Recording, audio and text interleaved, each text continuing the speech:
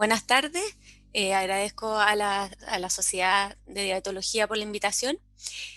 Hoy vamos a conversar de hiperglicemia e hipoglicemia. Es un tema amplio y vamos a ver los enfoques. Entonces, ¿qué vamos a hablar de esto?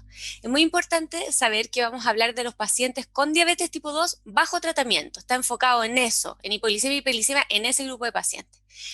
Lo primero que vamos a ver son los objetivos glicémicos, luego la hiperglicemia tanto de ayuno como aleatoria y la hipoglicemia. Entonces, como objetivos glicémicos establecidos por la ADA, ¿cierto? Tenemos que la glicemia preprandial debería estar entre 80 y 130, la postprandial menor a 180, y en pacientes que usan monitoreo continuo de glucosa, la idea es que el tiempo en rango entre 70 y 180 sea más del 70% del tiempo en rango. Entonces, definimos hiperglicemia de ayuno, aquella que se sale en estos pacientes, aquella que se sale de las metas, o sea, glicemia de ayuno mayor a 130. ¿Qué es lo que es la glicemia de ayuno? ¿Cierto? El principal componente de la glicemia de ayuno es la producción hepática de glucosa. Y en forma simplificada podemos decir que el glucagón estimula su producción y la insulina la inhibe. Entonces, ¿qué pasa en el ayuno? En el ayuno la insulina tiene una secreción estable, baja, pero a medida que aparece la madrugada, aparecen las hormonas de contrarregulación y hay un pic, gracias a estas hormonas, un pic de glicemia alrededor de las 3 a 4 de la mañana. ¿Qué pasa en los pacientes con diabetes? Sin diabetes, perdón, hay una secreción de insulina que discreta que inhibe estas hormonas contrarregulatorias, por lo tanto, la glicemia de ayuno es normal. Pero en nuestros pacientes con diabetes, donde la secreción es inadecuada o hay una disminución de su acción, no se produce esta bajada de la glicemia pro la insulina, no se logra suprimir la producción hepática y hay una hiperglicemia de ayuno. Entonces acá tenemos un cuadro donde en el eje Y tenemos las glicemias y en el eje X las horas, y podemos ver que la glicemia a medida que llega la noche empieza a bajar, y a medida más o menos en la madrugada aparece la hormona de contrarregulación, y si no tenemos la insulina se produce esta hiperglicemia matinal. Entonces, si tenemos un paciente con hiperglicemia en la mañana de ayuno, ¿qué tenemos que hacer? Hay tres preguntas clave. Preguntarse, ¿cuál es el horario de la insulina nocturna? ¿Come colación nocturna y por qué la come? ¿Tiene síntomas de hipoglicemia en la noche? Entonces, lo clásico que tenemos nosotros, ¿cierto?, disponible es la insulina humana, que es la NPH, y muchas veces la gente la distribuye cada 12 horas, ¿cierto? Y la pone en la mañana y a las 20 horas. ¿Qué pasa si la insulina NPH está a las 20 horas? Si la ponemos a esa hora, el pic de la insulina NPH va a ser en un horario donde todavía no han aparecido las hormonas de contrarregulación, por lo tanto no va a lograr contrarrestar este aumento de la glicemia. Entonces el pic es muy precoz. ¿Qué debemos hacer entonces? Es poner la insulina NPH más tarde, o sea, a la hora de acostarse, con el fin de que el pic de la insulina NPH sea a la hora que empiece a aumentar la glicemia por producto de las hormonas de contrarregulación. Entonces, insulina basal antes de acostarte con el objetivo de contrarrestar la producción hepática de glucosa. Ahora, segunda pregunta, ¿come colación nocturna? Si come la colación nocturna, por más que tengamos bien puesta la NPH, la glicemia va a partir más alta, por lo tanto va a ser más alto el pic, también va a llegar más alto en la mañana. Entonces ahora, si es que uno está comiendo colación nocturna, ahora hay que preguntarse por qué la come. Se la indicaron por parte de la alimentación, por los hidratos de carbono. Bueno, si es solo porque está indicada así, la estrategia es suspender esa colación. Ahora, se le indicaron porque el paciente, si no come colación, hace hipoglicemia o tiene síntomas de hipoglicemia. Bueno, si está pasando eso, lo que yo tengo que hacer no es darle una colación, sino que es disminuir la NPH nocturna sin colación. ¿Ya? Y la tercera pregunta es, ¿tiene síntomas de hipoglicemia nocturna el paciente?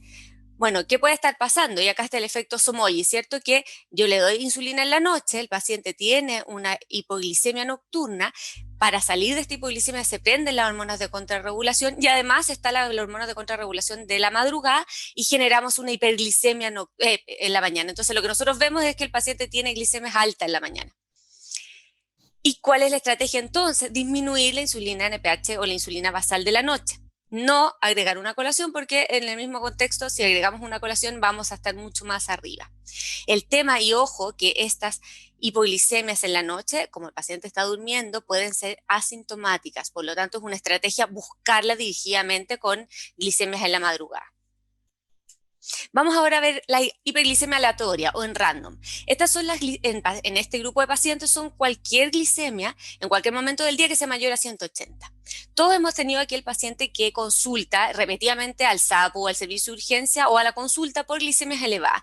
En general muchos llegan con el automonitoreo que dice HI, ¿cierto? Que dependiendo del glucómetro son glicemias mayores a 500. ¿Por qué es importante darle conciencia o darle importancia a estas glicemias de estos pacientes que consultan repetidamente? Porque la principal causa de consulta de los pacientes diabéticos del servicio de urgencia es la hiperglicemia. Y en general son pacientes que son usuarios de insulina, tienen hemoglobina glicosilada alta y son de bajo estrato socioeconómico. Y el problema es que el paciente consulta una y otra vez. En general los pacientes que consultan por hiperglicemia son consultas recurrentes y además son factor de riesgo para hacer un síndrome hiperosmolar o una cetoacidosis diabética. Casi el 20% de los pacientes reconsulta a los 30 días. ¿Y cuáles son las características de esos pacientes? En general son pacientes que han consultado previamente por hiperglicemia, que tienen glicemias bastante elevadas, o sea, mayor a 300, y que usan insulina. Y como dijimos, alrededor del 17% de los pacientes que se hospitalizan por una cetoacidosis o un coma hiperosmolar han tenido alguna consulta previa por hiperglicemia. Otra cosa importante es que después de la visita al servicio de urgencia, los pacientes que no tuvieron seguimiento a los 30 días tienen mayor riesgo de volver a consultar al servicio de urgencia y de hospitalizarse. Por lo tanto, el rol fundamental del médico de atención primaria y del servicio de urgencia es de evaluar esa hiperglicemia ayuda. El objetivo es descartar que tenga una cetoacidosis o un hiperosmolar, evaluar la causa, manejarla y prevenir. Entonces, ¿cómo manejo a este paciente que me consulta con una glicemia en ayuno una glicemia aleatoria alta, por ejemplo, en este rango o más o menos por ahí? Lo primero que tengo que ver es descartar al paciente que está enfermo clínicamente y aquel que está en un buen estado general. Y con eso puedo dividir las áreas. Pero en todos tengo que buscar la causa. Entonces, aquel paciente que se ve enfermo, tengo que tratar de descartar un síndrome hiperosmolar o una cetoacidosis diabética. Si tengo la posibilidad de tomar exámenes con gases, electrolitos, BUN, es lo que tengo que hacer. Es importante tener la posibilidad de tener cetona, ya sean capilares o urinarias, para poder hacer esto. Y si la sospecha es alta, hay que manejarlo como un protocolo de esto, y si estoy en una urgencia que no tiene los recursos para eso, derivarlo a donde sí debe ser. ¿Qué pasa con los pacientes que se ven en un buen estado general? Algo que puede ayudarnos a cortar las aguas son las cetonas, como les digo, capilares urinarias. Si estas están altas, nos vamos al algoritmo anterior. Pero si están normales o bajas, tengo que manejarlo ahí, y es una buena forma manejarlo ahí. ¿Y ahí qué debo hacer? Hidratar, dar insulina rápida, ya sea, y aquí puedo usar la insulina subcutánea, está valorada y bien se puede usar, y recontrolarla cada 4 horas y ir viendo. Si logro la meta, es decir, bajo 180, yo voy a dar de alta al paciente, pero lo voy a dar de alta del servicio de urgencia con un control precoz con el equipo de salud para evitar la recurrencia y lo que conversábamos antes, y con un ajuste del esquema basal que tiene el de insulina. Y como dijimos, tanto sea paciente enfermo, paciente en buen estado general, debo buscar la causa. Y las causas que debo ir dirigidamente a buscar son las infecciosas, un examen físico completo, y no olvidar el pie, porque los pacientes, sabemos, son asintomáticos, buscarlo. Y frente a sospecha, buscar laboratorio infeccioso. Otra cosa muy importante son los pacientes, en nuestro grupo de pacientes, buscar los eventos cardiovasculares. Recordemos que son pacientes que son oligosintomáticos, por lo tanto, el examen físico y un electrocardiograma importante. Pueden tener, por ejemplo, como causa una pancreatitis, en general son pacientes obesos, pueden tener colelitiasis. Preguntar por uso de fármacos que pueden generar hiperglicemia, como los corticoides, los inyectables, pacientes que de repente tuvieron una consulta e inyectaron un corticoide, ojo, antipsicótico, etc. El uso de drogas o alcohol, haber tenido una transgresión alimentaria, haber omitido la dosis de insulina previa, o que efectivamente llegamos al punto de que la terapia está siendo insuficiente para este paciente. Por lo tanto, si yo voy a dar de alta a mi paciente que manejé en el servicio de urgencia o en el SAPU por la hiperglicemia, tengo que asegurar un control precoz, ajustar su esquema, educar sobre adherencia a terapia, educar sobre alimentación y ojalá dentro de lo posible poder realizar un automonitoreo glicémico. Nos vamos al tercer punto, que es la hipoglicemia. La hipoglicemia, como definición, también a través de la ADA, son 3 niveles, donde el 1 es la glicemia menor a 70 pero mayor a 54. el nivel 2 aquella que es menor a 54, y el nivel 3 no tiene un umbral específico en número, pero se caracteriza por aquel episodio grave que necesita asistencia de un tercero. Si evaluamos los pacientes que usan monitoreo continuo de glucosa, debemos evaluarlo cada vez con un tiempo menor a 70 miligramos por decilitro, menos del 4%, y menos de 54, menos del 1% del tiempo. ¿Por qué es importante la hipoglicemia? Porque nos disminuye adherencia, hay deterioro en la calidad de vida, mayor morbimortalidad, mayores costos en salud, y cosas muy importantes como deterioro cognitivo, hay mayor riesgo de demencia a la larga, mayor riesgo cardiovascular y mayor mortalidad. Estos últimos se ven principalmente porque la hipoglicemia va a generar una activación simpático-adrenal, va a generar una alteración de la perfusión miocárdica, generando arritmias, disfunción endotelial y estado protrombótico, que es lo clásico que genera el daño vascular de nuestros pacientes. Por lo tanto, esto favorece el riesgo cardiovascular. Sabiendo que eso es muy importante, tenemos que saber reconocer los síntomas y enseñarle al paciente. Y tenemos los síntomas que todos conocemos, ¿cierto? Que son los de alarma, que son muy importantes, que se ven entre los 70 y 60 miligramos por decilitro. Y son los de alarma, los de adrenérgico, ansiedad, palpitaciones, sudoración. Y luego vienen los neuroglucopénicos, que ya son los neurológicos, por así decirlo. Entonces, estos de alarma son los fundamentales. Pero lamentablemente hay un grupo de pacientes, y sobre todo varios de los pacientes que nosotros vemos, que tienen bloqueado o inhibido estos síntomas autonómicos. Dieron alarma mucho tiempo y esta alarma del cuerpo se suspendió y pasan rápidamente a los síntomas neurológicos. ¿Quiénes son riesgo de esto? Los pacientes con adultos mayores, los con falla renal, aquellos que hicieron hipoglicemia de repetición previa, aquellos que hacen hipoglicemias nocturnas, ojo, los usuarios de beta bloqueador porque tenemos bloqueado el nivel adrenérgico, y aquellos que usan esquema intensificado de insulina. Por lo tanto, un paciente que usa insulina o usa secretagogo, la hipoglicemia es una búsqueda activa en cada consulta. Educar a los pacientes con los síntomas de hipoglicemia, sospechar hipoglicemia inadvertida en algunos grupos, como veíamos antes la noche, ojo, y manejarlo precozmente. ¿Cómo lo manejamos? Primero es la prevención, educación sobre todo. En aquellos pacientes que sospechamos o pueden ser de un grupo de riesgo, automonitoreo glicémico frecuente. Ojo, tratar de considerar el monitoreo continuo en casos de sospecha de hipoglicemia nocturna o inadvertida.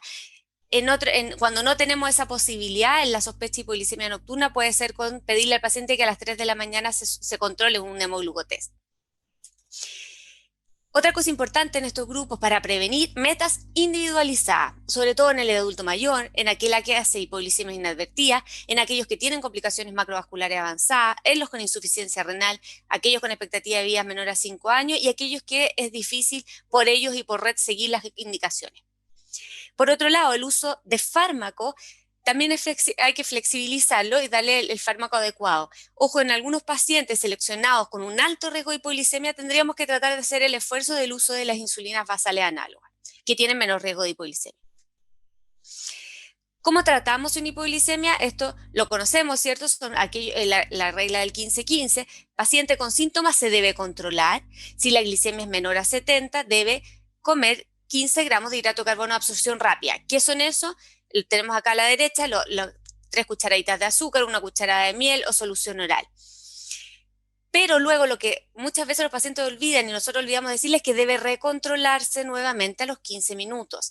Si la glicemia subió, no es que quedamos listos y no hacemos nada más. Debemos comer una colación con hidratos de carbono de lenta absorción para impedir que vuelva a producirse esa hipoglicemia. Si la hipoglicemia sigue, o sea, si sigue en hipoglicemia, el paciente debe repetir tomar un hidrato de carbono de absorción rápida.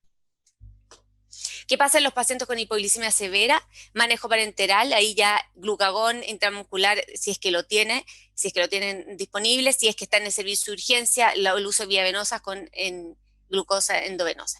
Siempre decirle al paciente que no salga corriendo, si el paciente se siente mal, no lo lleven corriendo al SAPU, tiene que tratar la hipoglicemia y de ahí salir, si es que necesita ir nuevamente al SAPU, porque esos minutos son cerebro, por así decirlo.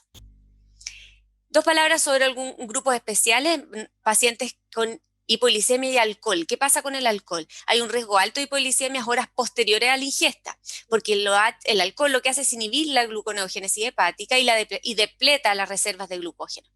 Alto riesgo en usuarios de secretagogos de insulina, y lo que tenemos que hacer es consumo moderado y ojalá comer con la ingesta de alcohol. ¿Qué pasa con el ejercicio? También riesgo importante de generar hipoglicemia durante, después y tardío, y tenemos que tratar de controlar las glicemias antes del ejercicio, si es menor a 100, comer hidratos de carbono. Por lo tanto, como conclusión, hiperglicemia de ayuno, las 3 preguntas, la aleatoria, descartar el síndrome hipermolar, ojalá tengamos cetona, y dentro de la hipoglicemia, complicaciones severas, búsqueda activa y prevención. Muchas gracias.